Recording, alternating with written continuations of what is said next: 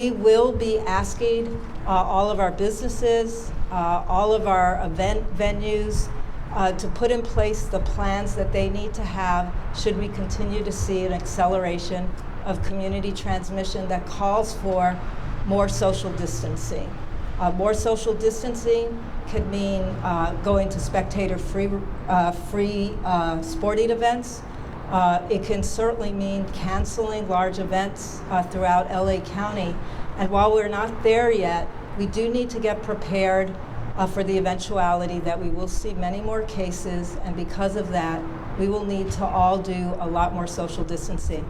I like to say that when you don't have a vaccination that allows you to protect yourself and also protect others who may be more vulnerable for serious disease, the next best tool we have in our hands is social distancing. It accomplishes the same thing, although it's less effective. It actually allows people not to be in close contact with each other in hopes that that slows down the spread of an infectious disease. We are very hopeful that our healthcare system can continue to provide all of the services to everyone who needs care, but that means not overloading the healthcare system. And there's two asks there. One is, again, do the social distancing and stay home when you're sick so that you're not, in fact, spreading infection. And the other is that you please call ahead and speak with your provider before you go in to see a provider, and particularly before you go into a hospital. Our emergency rooms are for people with emergencies, and let's make sure that our emergency rooms continue to have capacity to treat everyone who is there because they have an emergency. I'll open up for questions now. Doctor, on the convalescent homes, on the convalescent homes, you mentioned the elderly. You're having you're having the inspections. Can you tell us, are you at the point now where those people there are safe? Should people who have loved ones in there be more concerned? Should they take them out? And are you anywhere near, I know it's a lot of questions, are you anywhere near saying to those people, sure, no visitors, leave them alone? Yeah. So where we are is we are working, as you know, we're giving everyone technical assistance. Those are our skilled nursing homes and our long-term care facilities where people are already ill for the most part. And yes, we are working to make sure they have good infection control processes in place. We're also working really hard to assess at what point do they need to completely limit visitors. I will say right now, the big plea is that they institute policies that all employees and visitors coming in to the facilities do a self-screen to assure that they're not coming in with any kind of illness or respiratory illness symptoms. Can you tell us more about the woman who died? Did she have underlying health? The woman who died did unfortunately have underlying health conditions. And how many, I'm confused about the total number of cases in the county. Sure. There are 24 cases that we have reported and 3 cases that were announced by Long Beach. So the total right now for LA County is 27 cases. And that's including the woman who died? That's included. Yes, it is. Okay, in the back, and then right here.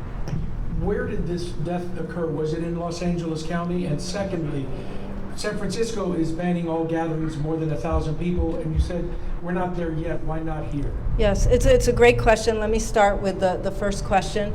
The person was visiting and she was hospitalized, and shortly after being hospitalized, she unfortunately passed.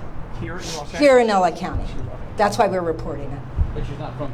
But she's not from here. She's not a resident here. And the thing about the San Francisco Sure. banning large gatherings, but you said Yes. we're not here yet. Why don't you think? Well, we actually have developed a tool that we use that assesses risk based on how much community transmission we're seeing and how much, what the acceleration is in terms of the number of positive cases.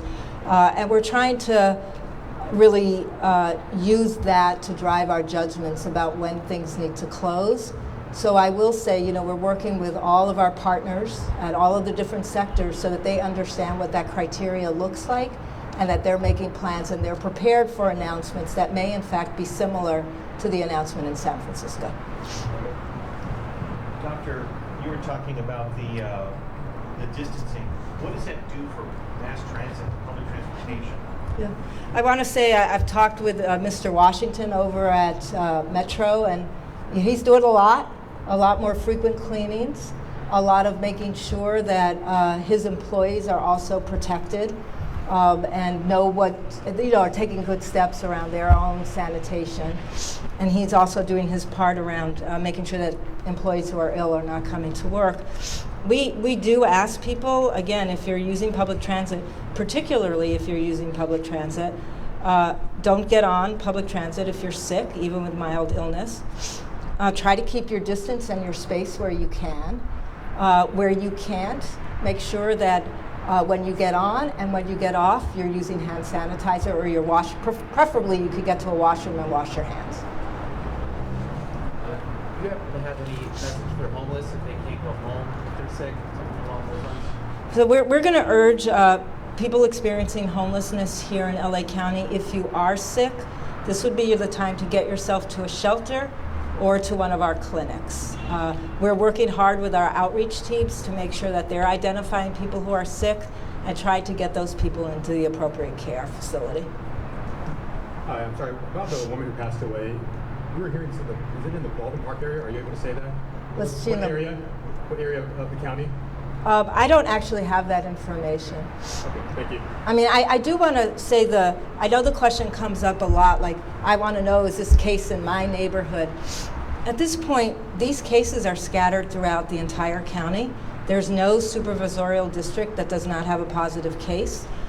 Because we also know there's a lot of cases that have yet to be diagnosed, we at this point say to everybody, you need to be aware, you need to expect that there's community transmission if you're here in LA County, and you need to take the steps you can to protect yourself and the people you love. And you need to help us protect particularly those who are most vulnerable for serious illness. My question is about testing. Oh, sorry. My question is about testing. Yesterday, Governor Newsom said that the test kits California had received from the CDC were missing reagents, that had limited the state's ability to test for the virus. Could you comment on how that has affected LA's ability to test? And in addition to getting that reagent from the CDC, what other plans does the county have for rectifying these testing delays and the limited capacity it's been experiencing so far? The testing issue continues to haunt us in many ways, and I appreciate your questions and your patience that we don't actually have all the answers. We are very dependent on getting reagents from CDC. I know that both the president and the vice president were assuring us and the general public that those reagents are coming and coming quickly. I do want to also announce that we have 2 commercial labs that are also doing testing and increasing their capacity.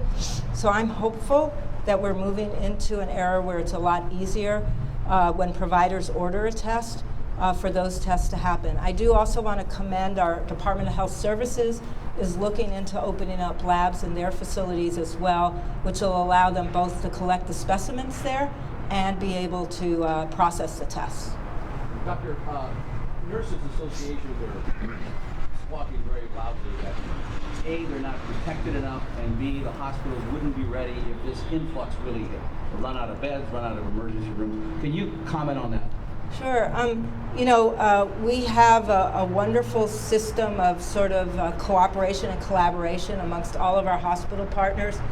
As I noted yesterday, I was very honest with the number.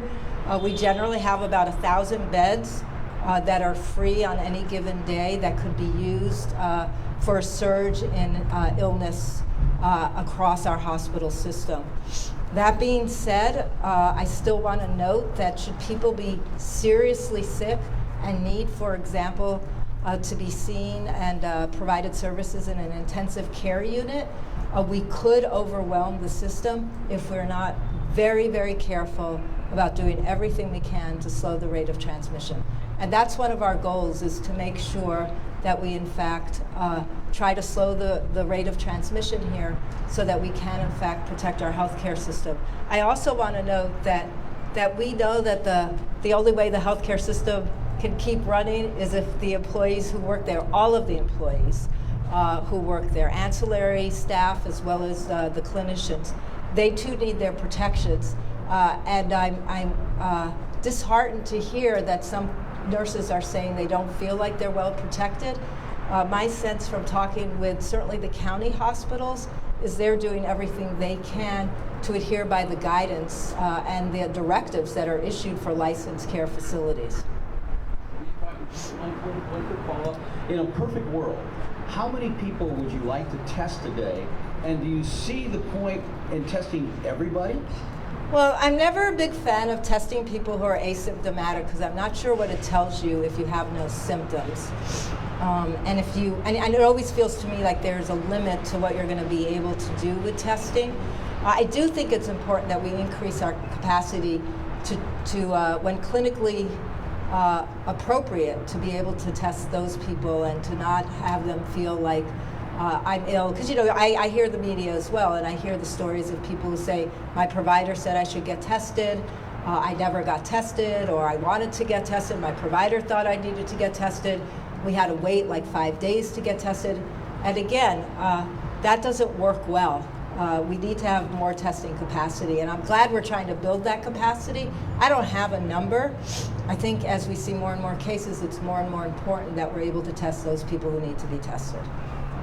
Doctor, are you aware of a service that's out there now that's going to people's homes and doing swabs, and they're charging $275, and then they're sending that's online. I saw it. It's in Burbank and in Sherman Oaks. They're charging $275, come to your house, they'll swab you, and then they send it to Quest Labs.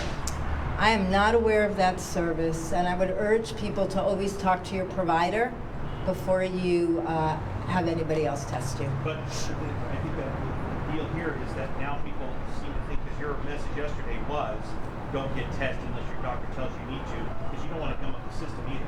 Right. And it's not just that you would gum up the system. Is if you get a positive result, you want to be talking to the public health department, and I'm not sure how that positive result gets to us. We like the fact that we know people want to get tested, and so we're not against people having much better access to testing, but I haven't heard of this service, and we would definitely want to check it out and make sure that in fact the folks that are doing the testing are licensed and able to do the testing appropriately. they say they're taking it to Quest Labs, and that's one of the commercial labs that's doing testing for you folks, or doing it. Yeah, they're doing for the general public. Right. It's not the testing I have a question about, it's the collection of the specimen. So we would need to know how they're collecting the specimen, and are the people who are collecting that swab, are those people appropriately trained and licensed to do that, and taking the appropriate protections while they collect the swab. Hi, thanks. Can you tell us how many people in the county have been tested, and whether you're also keeping a log of people who requested testing and weren't able to get it? We definitely don't have a log. We hear anecdotally of people who are frustrated and providers who are frustrated. We know how many tests, well, let me put it this way. We know how many people,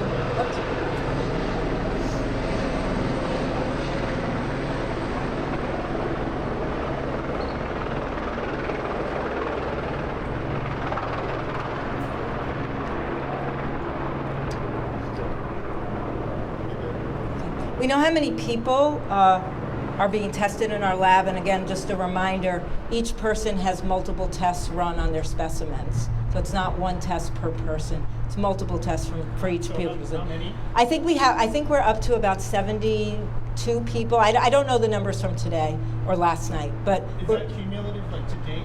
yes, that's to date. We don't have the numbers from the commercial labs. So, and the state at this point has been keeping a list of all of the tests that have been going through the public health labs throughout California. I think now that the commercial labs are here, it's a different story because they aren't necessarily reporting how many tests they're doing back to the state. Right, but so if the 24 or 27 that you have confirmed, that's out of how many tests total? Were some of those from the commercial labs as well? Yeah, some of these tests are from Okay, the so do you commercial have labs. any idea of what the 27 out of how many tests number would be? Yeah, why don't we try to see if we could do a better job giving you the numbers? Can I ask you to revisit also the idea that you spoke about I think people need to know if they should be worried about going out in public, going to things like a Lakers game or the theater. So how imminent is it that the county would order those events to be shut down or tell people to just not do that? And should they be concerned? You know, I always think it's best that everyone be cautious and take as many actions as they can to protect themselves and their family. And one of those is just having really good information about what's going on. This really is a risk-benefit analysis at this point that individual people have the right to think about. You know, we will get to a point, unfortunately, here in LA County where we will be asking for events to close, but we're not there yet. And I think in this space where we still have not seen a lot of community transmission, we're a huge county, we're only reporting 2 cases at this point of community transmission. So in this circumstance, the groups that we have already advised to not go out and be about in large crowds are those we know that face a significant risk. We will tell everybody else that, you know, you should think about what your life looks like. If you're a person who cares for elderly people in your home, if you're a person who works in a setting where there's people who are vulnerable, then you too might want to take this time to actually start limiting your exposures as well. Do you have any limits on the number of tests that can be administered a day? And do you, In our lab, whatever you have, and do you have all the test kits you need right now, and how many do you have at the various locations? I have no idea what the commercials have. We're trying to get a relationship with them that allows us every day to be able to answer that question for you, but we don't have that information from them. We have capacity probably to run a lot of tests, but probably we would do testing for somewhere around 30 people a day in our lab. We're limited because we have 1 machine. We've ordered 2 more machines. When they get there, when we get to us, we'll be able to obviously process more tests during the day. We're right now running anywhere between 12 and 18 hours a day in our lab. And so we also will face an issue of needing to have more employees as we get more machines to run more tests. But we're really hopeful because we know that some hospitals are going to be able to open up their labs, and the commercials are really going to be helpful here. So do you need more kits from the CDC? We have asked for more reagents. Reagents are what's inside the test kits. And I think we already noted that there was a problem here in California with not getting enough reagents in the test kits that we received. But we've been assured by both the state and by CDC that those reagents and additional test kits are on their way. So we don't anticipate that will slow us down. I will let you know if we have a problem, however. And how many do you have total? Well, each kit allows you to run. No, I understand that. Right. I don't know how many actual kits we have. We look at it more as how many tests could we run, and we still could run hundreds and hundreds of tests. But that, if we don't get reagents soon, that will become a problem for us like everybody else. Restaurants are seeing a drop in people going out. What are good practices, especially for places like that have salad bars, these things that people can gather around? Yeah. We've actually started issuing guidance that we think it's best for people if they're sort of those self-serve buffets. It's really best at this point if there are servers at the self-service buffets. In places where that's not possible or it's not happening, we would urge the general public to take a lot of precautions about making sure that everything is being done at those self-service stations to limit the possibility of people. This is not just for novel coronavirus. This is for norovirus and everything else that gets transmitted. You don't want people touching the food and then you taking that food and you're eating that food. So right now I think everybody should be cautious much as possible. They should either be served food or make the food themselves and get served by people in their families or their friends who they know. Last question. Thank you. Doctor, you said that if you've got some symptoms and you're on the side of caution, stay home for 14 days self-quarantine. Some challenges for some people that really have to work, can't afford to be out for 2 weeks, don't have insurance. And a lot of companies require you to have a doctor's note in order to take your 2 weeks off. So you want a doctor's. Do you have any kind of a suggestion or a remedy for this?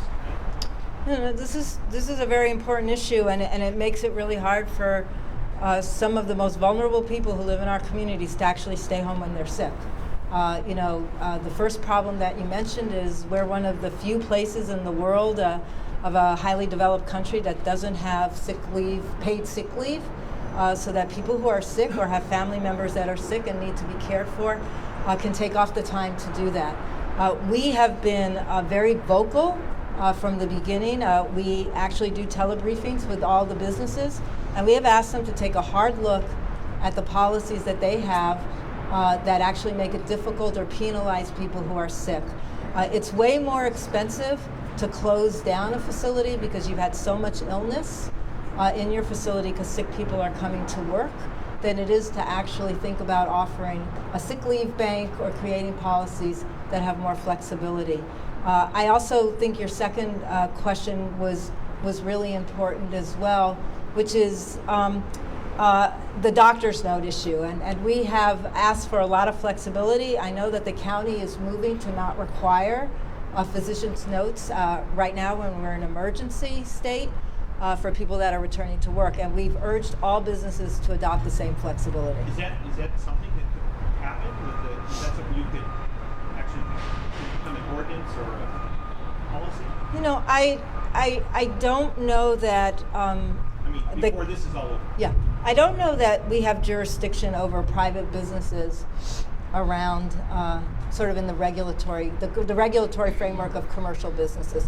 But I like the idea, and I will take it back to our council. Thank you. One last question right here. The lady that passed away, is she at the Kaiser in Baldwin Park? I don't actually have the hospital location where she passed. I'm sorry.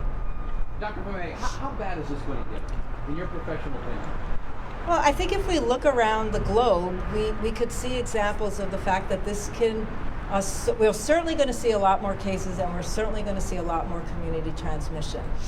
I think, bad for me was today. I mean, announcing our first death, that's bad. And we're likely to see more deaths. So I think for me personally, that makes this a bad situation. I also think it's something we all can help do something to prevent it from getting significantly worse. And I'm going to be hopeful that we're going to rally as a community, do everything we can, adhere to any social distancing measures that we do ask people to take, and really prevent a lot of people from either becoming seriously ill, overwhelming our healthcare system, and in the worst possible way, passing away. I think we're going to stop. Thank you. Thank you, Dr. Thank you very much. If you have questions for Spanish media, are there Spanish media questions? Any for Korean language, Chinese language? Okay, Dr. Hema Morales will be our spokesperson in Spanish.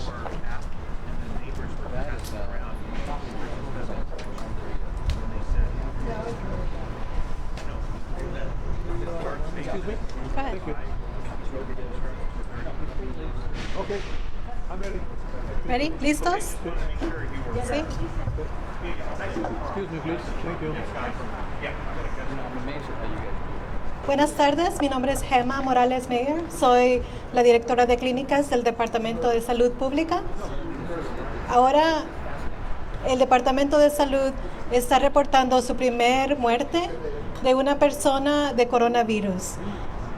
Esta persona no es residente de Los Ángeles, del condado de Los Ángeles, sino que estaba visitando. Es mayor de 60 años y sí tenía problemas médicos, pero sí falleció y estamos muy tristes para la familia y para la comunidad de que esto haya pasado. Nuestro mensaje para la comunidad es de que las personas que estén enfermas, que por favor se mantengan en la casa, que no salgan a lugares públicos y que llamen a su doctor para asegurarse que todo esté bien con ellos. ¿Esta persona dónde se contagió? ¿Cómo es que se enfermó? Sabemos que no es residente del condado de Los Ángeles, que estaba visitando, pero no tengo otra información sobre el caso. ¿Algo más que quieras comentar?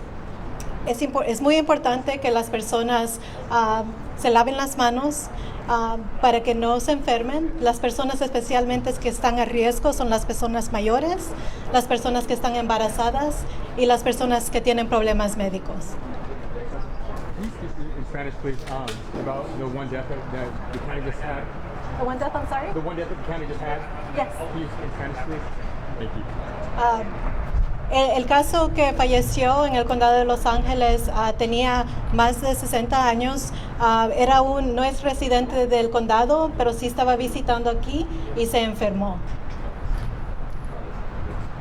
Just explain at the beginning. Okay, yeah. Okay. ¿Tu nombre, por favor? Gema Morales Meyer, ¿Su cargo, su título? directora de clínicas. Gracias. Thank you. Gracias.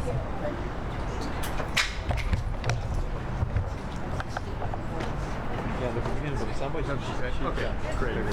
Thank you very much. Oh, you're welcome.